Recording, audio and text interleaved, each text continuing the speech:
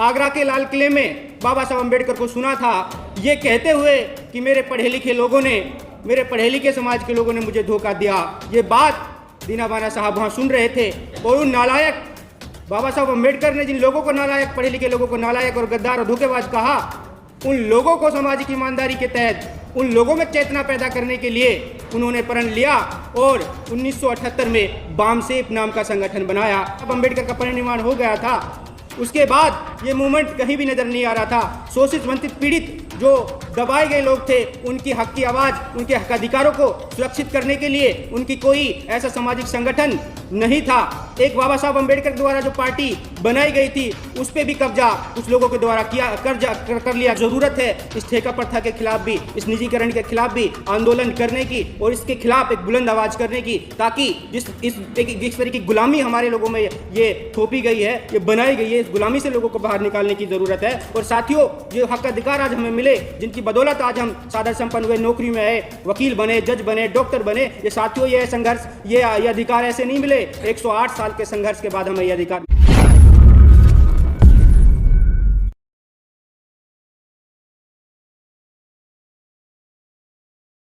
1956 में आगरा के लाल किले में बाबा साहब अम्बेडकर को सुना था ये कहते हुए कि मेरे पढ़े लिखे समाज के लोगों ने मुझे धोखा दिया। ये बात दीना बाना साहब वहाँ सुन रहे थे और उन नालायक बाबा साहब अम्बेडकर ने जिन लोगों को नालायक, पढ़े लिखे लोगों को नालायक और गद्दार और धोखेबाज कहा, उन लोगों को सामाजिक ईमानदारी के तहत उन लोगों में चेतना पैदा करने के लिए उन्होंने प्रण लिया और 1978 में बामसेफ नाम का संगठन बनाया, जिसमें उनके साथ साहब कांसीराम साहब, जिनको दीना बाना जी की बदौलत उनको बाबा साहब अम्बेडकर की एनालिसिस ऑफ कास्ट, जातियों को उन्मूलन किताब जब उनको दी गई और उन्होंने सब कुछ छोड़ा और इस बहुजन समाज को एक करने के लिए अपना जान, अपना सब कुछ निछावर कर दिया। और आज हम लोग उन कांसीराम को मान्यवर साहब कांसीराम के नाम से जानते हैं। ये दीना बाना जी की बदौलत है। साथियों, इस मूवमेंट को समझने के लिए हमें इस संगठन के किस तरह ये संगठन निर्माण हुआ और क्या इस संगठन का उद्देश्य था, उसको समझना होगा। साथियों, जब 1956 में बाबा साहब अम्बेडकर का परिनिर्वाण हो गया था, उसके बाद ये मूवमेंट कहीं भी नजर नहीं आ रहा था। शोषित वंचित पीड़ित जो दबाए गए लोग थे उनकी हक की आवाज़, उनके हक अधिकारों को सुरक्षित करने के लिए उनकी कोई ऐसा सामाजिक संगठन नहीं था। एक बाबा साहब अम्बेडकर द्वारा जो पार्टी बनाई गई थी उस पर भी कब्जा कुछ लोगों के द्वारा कर लिया गया था।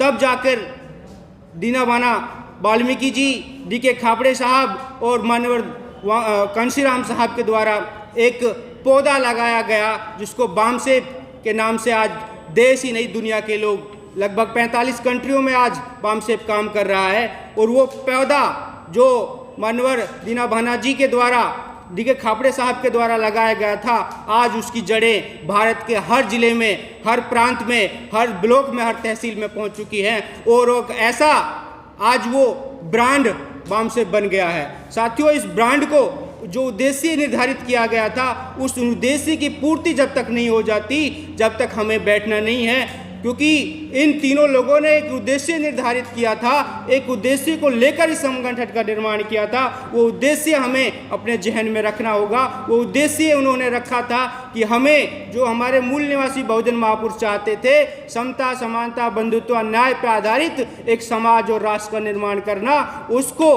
पूरा करने के लिए ये मिशन, ये आंदोलन, ये संगठन का निर्माण किया गया था। और आज हमें उस आंदोलन को, इस मूवमेंट को इसी तरह आगे बढ़ाने के लिए काम करना होगा। लेकिन साथियों, ये शासक जातियों के द्वारा आपको जिनको लगा कि ये आज बामसेफ के द्वारा जन जागृति चेतना लोगों में पैदा की जा रही है और ये जो लोग स्वार्थी लोग थे आज वो समाज की बात कर रहे हैं, जिन लोगों को पढ़ने का अधिकार नहीं था आज वो संविधान पढ़ के वकील बन गए हैं, अपने हक अधिकारों की बात कर रहे हैं, सड़कों पे आ रहे हैं, तो उन्होंने आपके लोग सरकारी विभागों में ना जाएं, आपके लोग बस नौकर बन के रहें, इसलिए निजीकरण लाया गया, इसलिए आज ठेका प्रथा लाई गई। क्यों लाई गई? ताकि आप लोग अगर जो सादा संपन्न हो जाते हैं, जो पढ़े लिख जाते हैं, हमारी तरह नौकरी में आ जाते हैं, वो समाज की फिक्र करते हैं।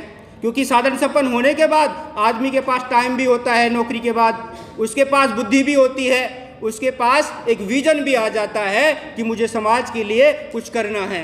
तो इन शासक जातियों के द्वारा निजीकरण लाया गया ताकि ये मूवमेंट को आज बहुजन समाज के जो कर्मचारी हैं, अधिकारी हैं, जो साधारण संपन्न लोग हैं, व्यवसाय करने वाले लोग हैं, उनके द्वारा ये बामसेब का जो मूवमेंट है ये बढ़ रहा है। उनके द्वारा ये जो हमारा मूवमेंट है आज देश विदेश और पूरे भारत के हर जिलों में, हर राज्यों में पहुंच रहा है। इसलिए उन्होंने निजीकरण लाई और ठेका प्रथा के माध्यम से जो आज हमारे देश का एक बहुत बड़ा इस वर्ण व्यवस्था, इस जाति व्यवस्था, इस थोपी गई व्यवस्था के द्वारा जिन लोगों को सबसे नीचा समझा जाता है, इस व्यवस्था ने जिन लोगों को सबसे नीचा समझा, जो आज इस देश में सफाई पेशे से जुड़ी लगभग 29 जातियां हैं, उनमें सबसे ज़्यादा ठेका प्रथा का जो काम आज हमारे वो लोग करते हैं, वो इसलिए ठेका प्रथा उनको थोपी गई है ताकि ये लोग सादा संपन्न नहीं हो जाए, ये लोग अपने बच्चों को अच्छी एजुकेशन ना दे पाएँ। अगर ये लोग पढ़ेंगे, ये लिखेंगे तो इस व्यवस्था से सवाल कर रहेंगे कि इस व्यवस्था में सबसे निचले पायदान पे हम कैसे हैं, इस व्यवस्था में हमारा मान सम्मान क्यों नहीं है। इसलिए वो नहीं चाहते कि आपके लोग पढ़े लिखें, इसलिए उन्होंने ठेका प्रथा लागू की। और आज हमारे लोग जो पढ़े लिखे लोग भी हैं वो भी उस पेशे में धकेल दिए गए हैं और वो मजबूरन उस काम को कर रहे हैं। साथियों, आज हमें ज़रूरत है इस ठेका प्रथा के खिलाफ भी, इस निजीकरण के खिलाफ भी आंदोलन करने की और इसके खिलाफ एक बुलंद आवाज़ करने की, ताकि इस तरह की गुलामी हमारे लोगों में ये थोपी गई है, ये बनाई गई है, इस गुलामी से लोगों को बाहर निकालने की ज़रूरत है। और साथियों, जो हक अधिकार आज हमें मिले, जिनकी बदौलत आज हम साधारण संपन्न हुए, नौकरी में आए, वकील बने, जज बने, डॉक्टर बने, ये साथियों ये संघर्ष, ये अधिकार ऐसे नहीं मिले। 108 साल के संघर्ष के बाद हमें ये अधिकार मिले। आज ये शासक जातियां इन अधिकारों को, इन आपके दिए गए संघर्ष के बदौलत मिले अधिकारों को खत्म करना चाहती है। क्यों खत्म करना चाहती है? ताकि उनको लगने लगा है कि आज जो पढ़े लिखे लोग हैं, बामसेब के माध्यम से वो लोग, सामाजिक ईमानदारी उनके अंदर पैदा की जा रही है, वो लोग अपने समाज के लिए, हक हकूक की लड़ाई लड़ने के लिए उनको तैयार किया जा रहा है। वो लोग कर्मचारी हैं, लेकिन कर्मचारियों के अपने ट्रांसफर के लिए, अपने प्रमोशन की लड़ाई नहीं लड़ते। सामाजिक ईमानदारी, सामाजिक चेतना, सामाजिक हक, संवैधानिक हक अधिकारों के लिए लड़ाई लड़ रहे हैं, लोगों को चेतना पैदा कर रहे हैं। क्योंकि उनको पता है, अभी एक सम्मेलन में कहा जा रहा था, आप सभी साथियों ने सुना होगा कि जब एक कर्मचारी समाज में जाता है, एससी का कर्मचारी अपने समाज में जाता है, ओबीसी का कर्मचारी या फिर पटवारी जाता है, तो लोग सुनते हैं, लोग उनकी बातों पे अमल करते हैं। एक सभा में आप सभी ने वो वीडियो देखा होगा, वो बामसेब के लिए कहते हैं कि इनको रोकना होगा, इनको रोकना होगा। क्योंकि जब एक अधिकारी कर्मचारी समाज में जाता है, 50 लोग उसको सुनते हैं, फॉलो करते हैं और मिशन मूवमेंट से, बहुजन मूवमेंट से, इस विचारधारा से जुड़ते हैं। और जब जुड़ेंगे साथियों, जुड़ेंगे तो क्या होगा? शक्ति का निर्माण होगा, संगठन शक्ति का निर्माण होगा। तो हम इस देश में जो परिवर्तन चाहते हैं, इस देश में जो हक अधिकारियों की लड़ाई हम लोग लड़ रहे हैं, उसको हम सफल हो पाएंगे, उसमें उस लड़ाई में हम जीत पाएंगे। इसलिए ये लोग नहीं चाहते कि आपके लोग सादा संपन्न हो सके। आपके लोग, अभी हरियाणा में 26 तारीख को विधानसभा में सवाल पूछा गया कि जो भारत के जो सफाई कर्मचारी, ग्रामीण सफाई कर्मचारी लगे हुए हैं, उनको पक्का क्यों नहीं किया जा रहा है, परमानेंट क्यों नहीं किया जा रहा है। तो माननीय पंचायत मंत्री जी कहते हैं कि हमने उनकी संख्या बढ़ा दी है, उनको पक्का तो नहीं कर सकते, लेकिन इनकी जो संख्या है उसको बढ़ाया जा सकता है। तो साथियों, वो नहीं चाहते, इसके पीछे का उनका बहुत बड़ा षड्यंत्र है, उसको हमें समझना होगा।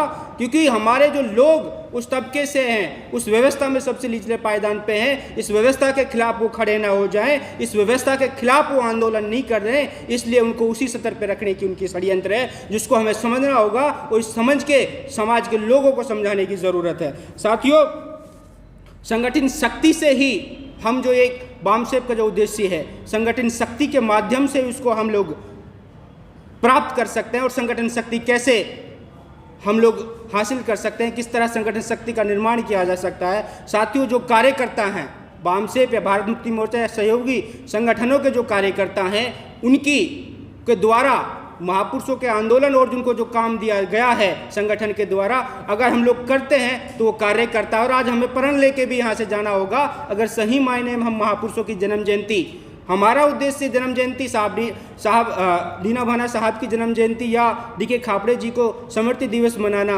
हमारा उद्देश्य नहीं है। एक उद्देश्य के लिए कार्यक्रम लगाना हमारा उद्देश्य है, और उद्देश्य हमारे महापुरुषों ने निर्धारित किया हुआ है। हमें शासक करती हुई जमात बनना है और इस देश में इस व्यवस्था के खिलाफ व्यवस्था परिवर्तन का आंदोलन हमें करना होगा। और समता, समानता, बंधुत्व, न्याय पर आधारित एक समाज और एक राष्ट्र का निर्माण करने के लिए हमारा जो उद्देश्य निर्धारित महापुरुषों ने किया है उसको पूरा करने के लिए हमें काम करना होगा।